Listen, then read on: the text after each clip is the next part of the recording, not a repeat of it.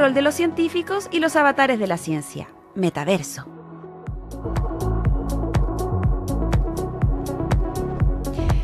Bien, vamos a conversar sobre una interesante iniciativa que es el consorcio Eclipse, que incluye a 8 países de América Latina, además de Estados Unidos, y que cuenta con la participación de varios integrantes de centros de investigación, de universidades, de ministerios de salud de la región, y que lo que busca es desarrollar una plataforma computacional de modelamiento pandémico que esté disponible a todos los países miembros para poder intercambiar datos y generar modelos que permitan entender el impacto de las próximas pandemias en las poblaciones locales y apoyar, obviamente, con esta información la toma de decisiones. Sabemos lo importante que fueron los datos durante la pandemia del COVID-19. Estamos en una situación de alerta en torno a lo que ocurre con el Mpox en África y cómo eso también podría eventualmente expandirse hacia otros países. Por lo tanto, que sabemos que los datos son muy relevantes. Y queremos conversar de eso con quien lidera precisamente esta iniciativa, que es el director del Centro Basal Ciencia y Vida de la Universidad San Sebastián, Tomás Pérez Acle, que ya está listo para conversar con nosotros. Tomás, ¿qué tal? Bienvenido. Muy bien, muchas gracias por la invitación. Feliz de estar aquí contigo y los auditores. Gracias a ti por estar con nosotros y venir a contarnos un poco más. Hablemos primero de este consorcio, cómo se llega a desarrollar esta plataforma entre varios países con la colaboración de universidades, de ministerios de salud, en fin, buscando. Uno entiende el fin, pero ¿de qué manera logran ponerse de acuerdo para decir, ok, es tan importante los datos que vamos a comenzar a hacerlo de esta manera? Sí, bueno, es una muy buena pregunta. Esto ocurre, haciendo un poco de historia, en abril del 2023, cuando el Centro de Control de Enfermedades norteamericano realiza una reunión acá en Chile, en la cual invita a investigadores de la región, me refiero a toda América, del norte, centro y Sudamérica, junto con personal de los distintos ministerios de salud para hablar acerca de los aprendizajes de la pandemia. Y para mi sorpresa fue bien relevante darnos cuenta de que el caso de Chile es estudiado a nivel internacional a propósito de la respuesta pandémica, en términos de las vacunas, en términos de la forma en que las autoridades de salud del gobierno tomaron decisiones, en términos de cómo los científicos fuimos reclutados en diversos aspectos para colaborar y entregar información para apoyar la toma de decisiones. En ese contexto, con una sala de más de 100 personas, se nos presenta una oportunidad de armar un consorcio a propósito de los aprendizajes que entrega COVID-19 y el desarrollo de estas capacidades computacionales, de ciencia de datos, de arte, inteligencia artificial también, a propósito de generar modelos que puedan ser dispuestos a las autoridades para tomar decisiones basadas en evidencia, ¿no? Decisiones sobre cuál va a ser el impacto de una pandemia, qué pasa si cerramos una comuna, si cerramos un país, qué pasa si vacunamos a la mitad de la población. Las preguntas que en general desde el ámbito de la salud pública nos hacemos, pero ahora apoyados con modelos computacionales. Este consorcio es un consorcio que, como tú bien señalas, está compuesto por más de 80 personas en este minuto, investigadores de centros de investigación, de universidades a lo largo de toda Latinoamérica. Esto va desde Estados Unidos, tenemos también gente de México, estamos sumando gente del Caribe, prácticamente de todos los países de Sudamérica, y que además, de manera muy interesante, está compuesto también por personal del Ministerio de la Salud de estos países, que nos juntamos para primero definir este consorcio, ponernos de acuerdo para producir intercambio de datos que permitan generar estos modelos, construir modelos que sean capaces de satisfacer los requerimientos de la región, pero más importante eso, porque si no sería solamente un juego académico, es poner a disposición de las autoridades estos modelos y estos análisis de datos para que después se puedan tomar decisiones para enfrentar de mejor manera las próximas pandemias. Y ahí hay varias cosas súper interesantes. Lo primero, definamos qué es el desarrollar estos modelos, para qué sirven, cómo se aplican. Lo hicimos mucho durante la pandemia, o se hizo mucho durante la pandemia, pero probablemente la gente todavía no logra dimensionar la importancia de estos modelos y del análisis de los datos para la toma de decisiones, que es algo que se hace comúnmente, sobre todo en materia de salud pública, pero estaría bueno que lo desarrolláramos y además y es muy interesante lo que dice, o sea, esto no es algo que solamente hacemos desde la academia porque nos gusta investigar y porque nos gusta tener los datos, sino que Así es. aquí hay una pata, digamos, pública que está mirando esto y que está colaborando para que toda esa investigación se pueda aplicar efectivamente en estos países que están en este consorcio. Efectivamente, y ese es el elemento más relevante de lo que queremos hacer. Porque si no, como bien señalamos, no pasa de ser un espíritu académico, un juego académico, que es relevante porque vamos a publicar nuestros artículos científicos, vamos a formar capital humano, estudiantes de doctorado, pero realmente lo que queremos es impactar a la toma de decisiones, que las decisiones se tomen basadas en la evidencia. En general, cuando uno hace análisis de datos provenientes de pandemia, quiere establecer dos situaciones muy distintas. Uno es tratar de entender qué es lo que está pasando hoy día. Imagínate en COVID-19 cuando llega en marzo de 2020 y a la semana, a las 2 semanas ya empezamos a tener test. Los test se demoraban 3 días, 4 días, hasta una semana en llegar. Entonces, cuando llegaban los test, la pregunta que nos podíamos hacer es cómo a partir de esos test que están llegando con una semana de retraso, somos capaces de proyectar la real situación de hoy día, lo que en términos técnicos se llama nowcasting. Ser capaces de proyectar la situación de hoy día sabiendo que los datos que estás analizando son datos que tienen retraso de 4 o 5 días atrás. ¿Por qué es tan relevante esto? Porque si podemos proyectar apropiadamente lo que está pasando hoy día, sobre esa base podemos proyectar lo que va a pasar en el futuro. En términos de COVID-19, nosotros esperábamos una letalidad cuando el sistema sanitario no se saturaba de no más del 2,5 al 3%. Pero cuando el sistema sanitario se desatura, no solamente mueren los pacientes que necesitan oxígeno por respirador mecánico, sino los que necesitan suplemento de oxígeno que tiene que ser entregado en el hospital. Y por lo tanto ahí las tasas de letalidad suben al 15, al 18%, tal como lo vimos en los países europeos.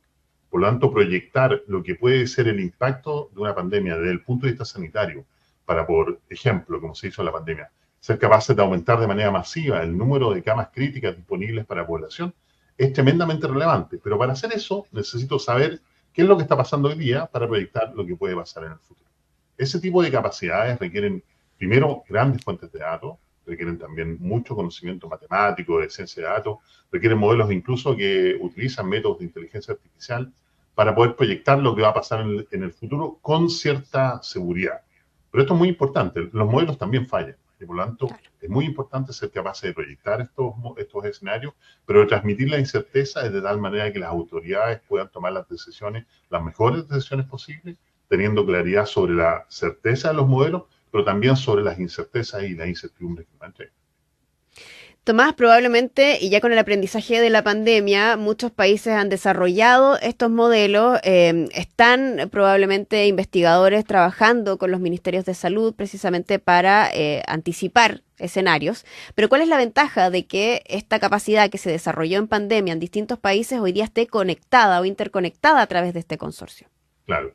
Bueno, lo primero es que, si bien es cierto, durante la pandemia desarrollamos muchas capacidades, nuestro grupo en Chile, otros grupos en Chile, otros grupos en Argentina, en Brasil, en los 10 países que hoy día estamos unidos a través de este consorcio, muchas de esas capacidades se perdieron. Por darte un ejemplo, en Chile desarrollamos lo que llamamos la base de datos COVID-19. A mí me tocó participar dentro de los académicos que formamos y la construimos.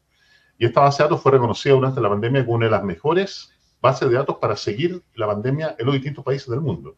De hecho, fue reconocido como tal en una publicación en una de las mejores revistas del mundo de ciencia que se llama Nature. Esa base de datos hoy día desapareció. Tal como desapareció hoy día en Chile, desapareció en el resto de los países y hoy día estas capacidades, si vienen siendo, están durmiendo, existen, no se han puesto todavía a disposición de las autoridades y en muchos países sencillamente se han perdido. Entonces, lo que quiere hacer el consorcio es tomar estas capacidades que se desarrollaron de manera local en los países y disponibilizarlas de manera homogénea. Ojalá que todos los países que formamos parte de este consorcio tengan las mismas capacidades, que no solo sea Chile el día de mañana el cual sea reconocido a nivel internacional producto de las decisiones que se tomaron a propósito de los datos, del análisis de datos, de las plataformas computacionales, sino todos los países podamos tener acceso a estas mismas capacidades.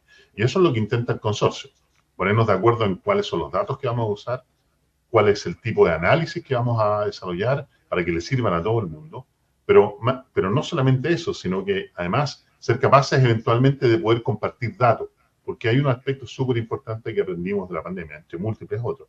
La salud de todos, como dice la OMS, depende de la salud de todos. No nos sirve de nada cerrar la frontera de nuestro país a que no entre ningún virus, sino y va a ser inevitable que el virus entre, tal como nos ocurrió con COVID-19 y tal como nos va a ocurrir ahora con Mpox o la viruela del mono y con otras enfermedades que están dispersándose por la población. Tomás, a propósito de Mpox, a propósito de esta alerta, además que ha puesto la Organización Mundial de la Salud, ¿cómo se prepara, cómo se anticipa hoy la comunidad científica con el aprendizaje de COVID-19 para lo que eventualmente podría ocurrir en un escenario similar con el Mpox? Es una excelente pregunta. A propósito de esta conferencia que tuvimos en abril del año pasado y de una nueva conferencia que se hizo ahora en Dubái hace algunos meses atrás, nos juntamos investigadores de diversas partes del mundo a discutir sobre los aprendizajes, a poner en valor, por ejemplo, el valor de los datos, el valor de los modelos, el valor de la comunicación con las autoridades y el valor de la toma de decisiones basadas en la evidencia. Y algunos aprendizajes son súper importantes. Lo primero es que necesitamos capacidad de testeo, no solamente para COVID-19, para Mpox. Deberíamos estar desarrollando ya la capacidad de testeo no solamente en hospitales y en clínicas, sino también de manera más masiva. Las mismas universidades que nos pusimos al alero de los requerimientos del Ministerio de Salud y del Ministerio de Ciencia, deberíamos ya estar pensando cómo vamos a eventualmente desarrollar estas capacidades, porque va a ser inevitable que Mpox llegue, es algo que es una cuestión de tiempo.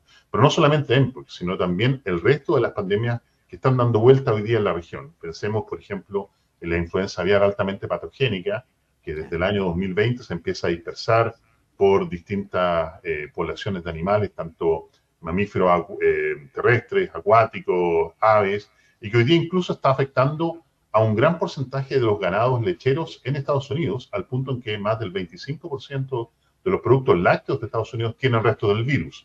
Afortunadamente, la leche pasteurizada y los productos lácteos pasteurizados evitan la propagación del virus, pero tal como están afectados los ganados lecheros en Estados Unidos, seguramente se van a infectar a lo largo de todo el mundo. Por lo tanto, tenemos que prepararnos hoy día, y no se trata de meter miedo, sino todo lo contrario, de prepararnos de mejor manera para que cuando llegue inevitablemente la próxima pandemia, que ya llegó, digamos, con Mpox, pero las otras pandemias están golpeando la puerta, estemos suficientemente bien preparados. Tomás, otro de los temas o de lo que aprendimos mucho durante la pandemia tenía que ver precisamente con la comunicación de riesgo. ¿Cuánto puede aportar el conocer los datos, el análisis de datos precisamente para ese tipo de comunicación? Es una excelente pregunta, qué bueno que lo hiciste. Yo te diría que es fundamental.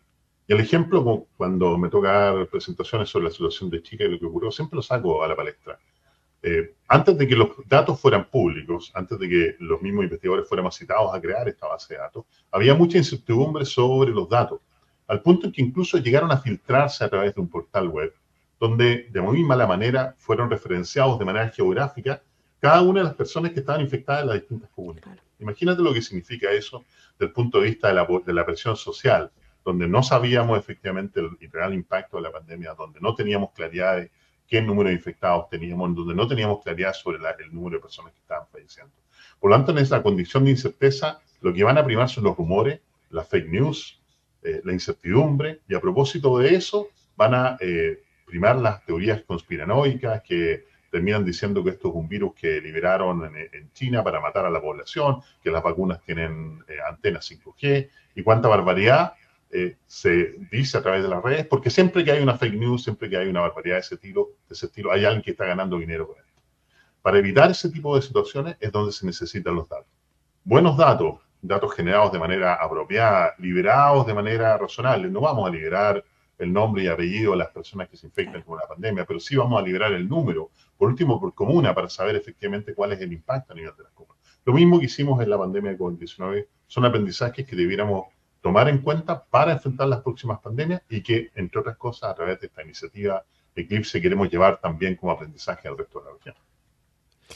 Ahí está entonces la conversación con Tomás Pérez-Sackley, director del Centro Basal Ciencia y Vida de la Universidad de San Sebastián, que nos ha venido a contar un poco más sobre este consorcio Eclipse, que está liderando además, que es una iniciativa a nivel regional y que busca precisamente el modelamiento pandémico y poder anticiparse, ¿no?, con datos a lo que eventualmente podría volver a ocurrir con alguna pandemia. Así que, Tomás, muchas gracias por esta conversación. Muchas gracias a ustedes. Que estén muy bien. Chao, chao.